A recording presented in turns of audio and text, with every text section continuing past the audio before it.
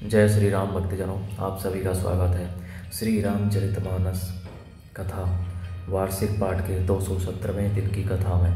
श्री रामचरितमानस वार्षिक पाठ में हम प्रतिदिन 3 दोहे और मंगलवार के दिन 6 दोहे पढ़ते हैं, जिससे हमारी संपूर्ण रामायण 1 वर्ष से पहले 11 महीने में पूर्ण हो जाती है।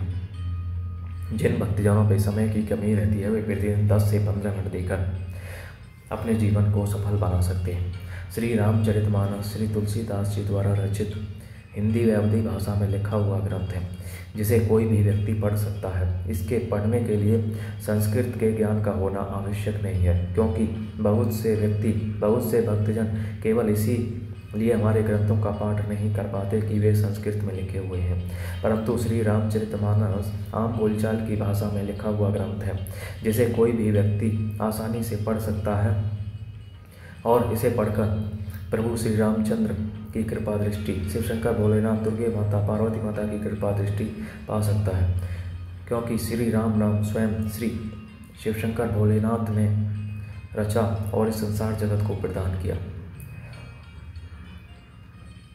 श्री रामचरितमानस का पाठ करके मनुष्य अपने जीवन में सफलता समृद्धि प्राप्त करके जीवन की कठिनाइयों से पार पाते हुए सुख व शांति प्राप्त करते हुए इस मनुष्य जीवन का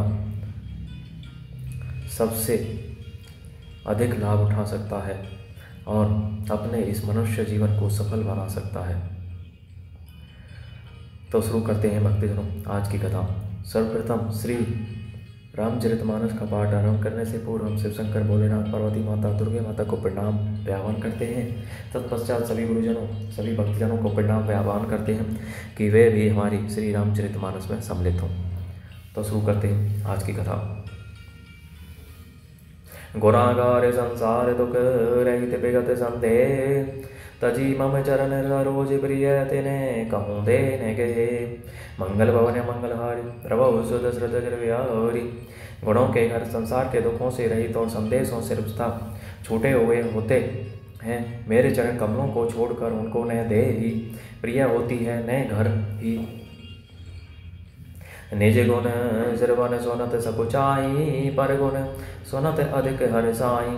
समय शीतल नहीं त्यागही नीति, सरल स्वभाव सभी सन प्रीति।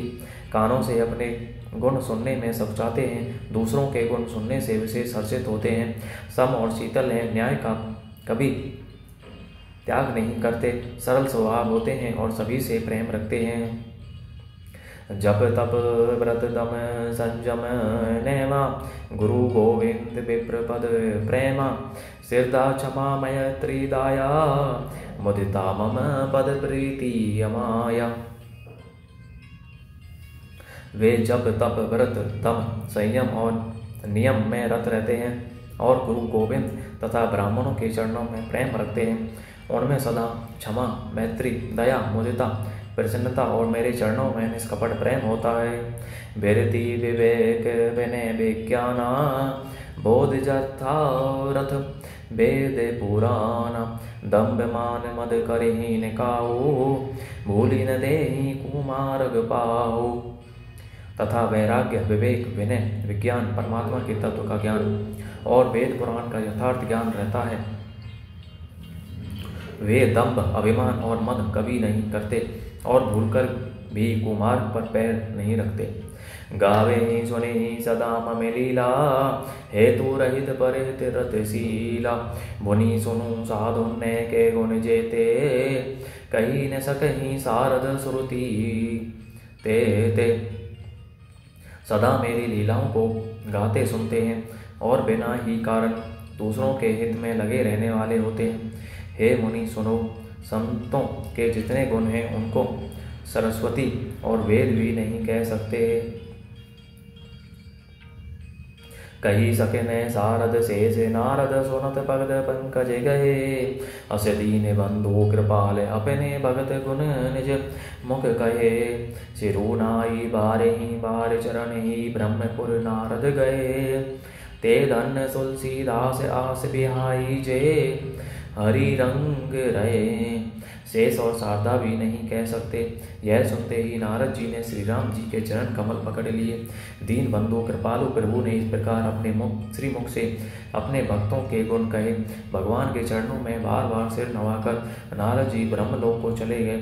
तुलसीदास जी कहते हैं कि वे पुरुष धन्य हैं जो सब आशा छोड़कर केवल श्री हरि के रंग में रंग गए हैं। रावे नारी जसु पावन गावे सुनि जे लोग। राम भगति दृढ़ पावे बिनु विराग जप जोग। मंगल भवनीय मंगलहारी द्रवौ सुदशरथ अजरे बिहारी। जो लोग रावण के शत्रु श्री राम जी का पवित्र यश गावेंगे और सुनेंगे वे वैराग्य जप और योग के बिना ही श्री राम जी की दृढ़ भक्ति पावेंगे। दीप शिखा समय जो बेती तन मन जनी होसी पतंग। भजे ही राम तजी काम मद करे ही सदा सतसंग। मंगल भवनीय मंगलहारी द्रवौ सुदशरथ अजर बिहारी। युवती स्त्रियों का शरीर दीपक की लौ के समान है। हे मन तो उसका पतंगा ने बन। काम और मत को छोड़कर श्री राम जी का भजन कर और सदा सत्संग कर। मास परायण 22वां दिन। तो इस प्रकार भक्तों यदि हम मासिक पाठ पढ़ते तो आज के दिन हमारा 22वां विश्राम होता। इति श्री